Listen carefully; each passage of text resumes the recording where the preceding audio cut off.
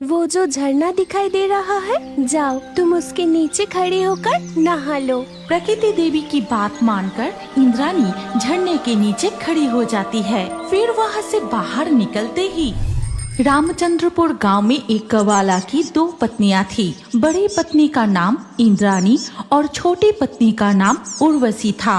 उर्वशी जितनी रूपवान थी, उसके सिर पर उतने ही घने लंबे बाल थे, जबकि बड़ी पत्नी इंद्राणी के सिर पर कुछ ही बाल थे। सुनो इंद्राणी, मैं दूध लेकर शहर जा रहा हूँ। 2 दिन बाद लौटूंगा। तुम मेरी छोटी पत्नी उर्वशी का ख्याल रखना, उसकी बात मानना, ठीक है? मैं चलता हूँ। ये कहकर बिमल दूध लेकर घर से निकल पड़ा और उसके जाते ही उन्होंने कहा है कि मैं अपनी सुंदरता का ख्याल रखूं, इसीलिए मैं काम नहीं करूंगी, सिर्फ तुम काम करना और खाना मेरे कमरे में देकर जाना। अच्छा ठीक है उर्वशी, तुझे कुछ करने की जरूरत नहीं, मैं सारा काम कर लूंगी। बड़ी बहू इंद्राणी घर के सारे काम करने लगी। छोटी बहू बहुत बदमाश थी कि जब इंद्राणी झाड़ू लगाती तो वो फिर से कूड़ा फैला देती। जब वो बर्तन मांजती तो और बर्तन ला देती। जब वो खाना बनाती तब उसमें ज्यादा नमक डाल के फिर से बनाने के लिए कहती थी। ऐसे ही एक दिन जब उर्वशी बाल बना रही थी।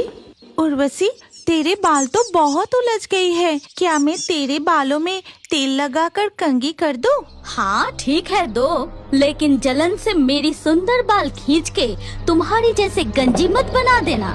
उर्वशी, तेरे बाल तो बहुत उलझ गई है, अच्छे से कंघी ही नहीं हो रही। आहा, मर गई। तुम जानबूझकर मेरे बाल खींच के मुझे गंजा करना चाहती हो, है ना? जरा कंघी तो दिखाना। हे भगवान, तुमने मेरी इतने सारे बाल तोड़ दिए। अब मैं तेरी बाल उखाड़ के गंजी कर दूंगी।